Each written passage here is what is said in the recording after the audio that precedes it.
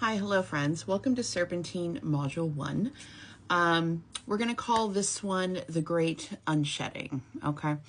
Now, sorry, I'm a few days behind. I did something to my neck and it's killing. But anyway, we're here. We're going to start out this module, and I think all of the modules, with a grounding exercise. So take a deep breath and let's begin. So before you can remember who you are, you have to unlearn who you were told to be. So close your eyes, inhale through your nose, exhale through your mouth, okay? Feel your shoulders drop, feel your ribs soften. Imagine the serpent curled at the base of your spine. Quiet, ancient, waiting. She knows this part of the journey begins with death. Not physical death, energetic death. The death of performance, the death of pretending to be good, small, polite, palatable. Shedding is sacred. You're not losing. You're making room for power to return. Deep breath in, out, and slowly open your eyes. So, the great unraveling. Let's talk about how we got here, okay? So, for thousands of years, the feminine body was rewritten by systems that feared its power. Women were taught that safety meant compliance, that to be desirable, we have to be quiet, that to manifest, we have to work harder. And that's the lie that we're shedding first. Masculine manifestation says, do more, grind more, force the outcome. Feminine manifestation is feel more, soften more, become the outcome. Your nervous system is the altar. So if your body doesn't feel safe, it won't let in what you're calling in, no matter how many vision boards you build, no matter how many meditation sessions you do. So today we start by unraveling, by releasing the masks that kept us liked but not alive. So let's name the archetypes that we're letting die. They're not villains, okay? They're versions of you that learned how to survive in a world that feared your power. But survival isn't the same as creation. You cannot manifest a new life while living from old coping mechanisms. I mean, you can, but the manifestation isn't going to last very long. You're going to end up losing it. So let's do this correctly, shall we? Let's break them down. Our first archetype is the good girl. If I do everything right, I'll be safe, okay? She's polite. She's agreeable. She's always checking on how others feel before she moves. She doesn't rock the boat. She is the boat that everyone else rides on. How she might show up in your own life, okay? If you're constantly apologizing for existing, if you're over-explaining your boundaries, if you're dimming your truth to avoid being too much, you're waiting for permission before you act. What this archetype, when you're embodying it, what it creates chronic anxiety. It creates people-pleasing burnout. It creates resentment hidden under a smile. It's a life that looks fine on paper, but feels numb inside. So, the antidote, radical self-trust. Say what you mean. Let people misunderstand you. You don't owe the world your smallness in exchange for love. When the good girl dies, the sovereign woman is born. She doesn't need to be chosen because she chooses herself. The martyr. If I sacrifice myself, I'll prove that I'm good. I'll prove that I'm worthy. She's the one who carries everybody's weight, the emotional support system for people who never asked how she's doing. She confuses exhaustion with virtue.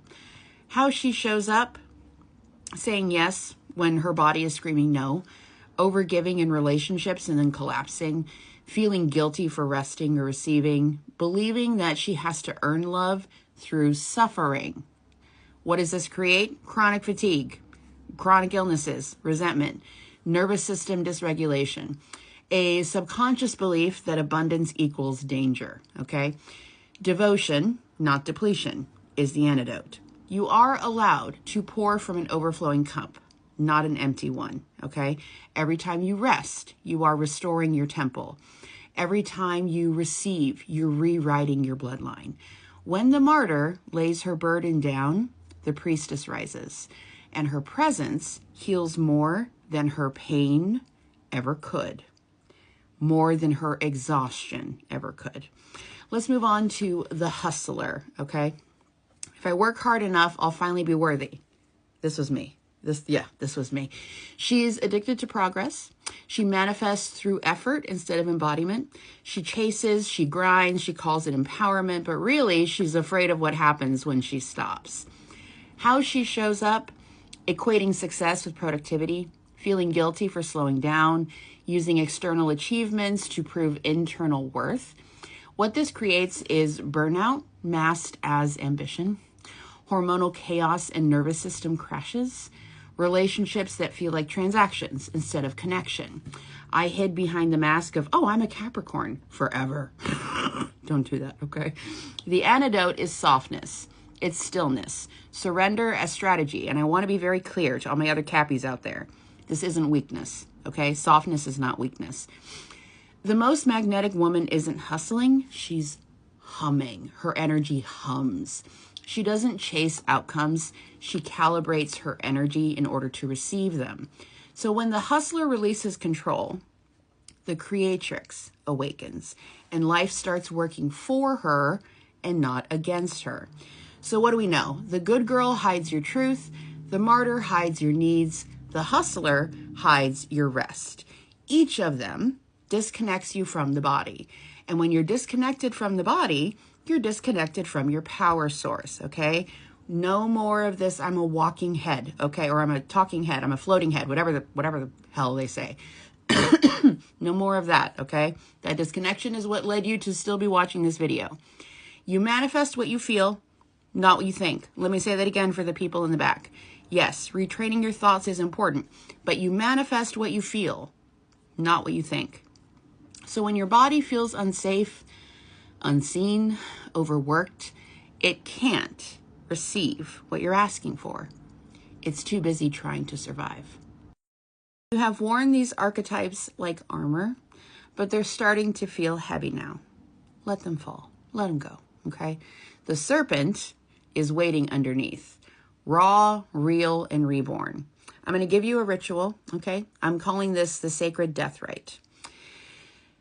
Tools, you're going to want a black candle, a bowl of salt water, okay? Journal, and a pen. The invocation is, I honor the selves that kept me safe. I release the versions of me that must die for me to live. I'll say it again. I honor the selves that kept me safe. I release the versions of me that must die for me to live. At this point, you're going to light your candle. You're going to dip your fingers into the salt water and you're going to anoint your heart, your womb, and your crown, okay? Speak aloud every identity that you're releasing. I release the good girl. I release the hustler. I release the one who fears her own power. When you're finished, whisper, it is safe to let go. Blow out the candle. Imagine the smoke carrying away your old skins, okay? For some journal prompts, all right? We're going to use the body as confessional. Write these by hand, not on your phone, okay? Not anywhere else, not in a digital notebook or anything. By hand, paper and pen, okay? Don't overthink. Let the serpent write through you. What identities feel expired but familiar, okay? Where do I still prove that I'm worthy? What feels terrifying about slowing down? If I stopped performing, who would I disappoint? What do I secretly long to reveal? So now we're going to move into an embodiment practice, okay? Shaking off the old skin. You're going to stand up. You're going to put on a drum heavy track. Choose your own adventure, okay? Just drum heavy. Close your eyes and just start shaking. Your hands, your arms, your hips, your jaw, and let sounds come out. Hiss, growl, laugh, cry, scream. Visualize the old energy flaking off your skin like ash. When you finish, stand still. Feel the quiet underneath. That quiet is your new baseline. Not the chaos, not the I only feel good when I'm needed. The quiet is your new baseline, okay? Some integration reflection. What dies when I stop trying to be loved? What is born when I start loving myself instead? Take a deep breath in through the womb, okay? Exhale slowly. And whisper to yourself, I am safe to begin again. Congratulations, you've just completed the first initiation. The serpent has stirred. Next, we're going to awaken her. We're going to coil that power back into the body and remember what it means to feel alive. If you have enjoyed these first 2 segments, please come join us for the entire course. It's cheap. It's $40 for the whole year. It's on Substack. It's just breebirch.substack.com. And we'd love to have you.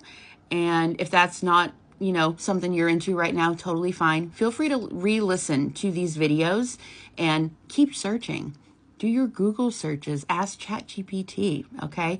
Keep digging until you find what it is you're looking for. And when you're ready, you come find me. Love you. Bye.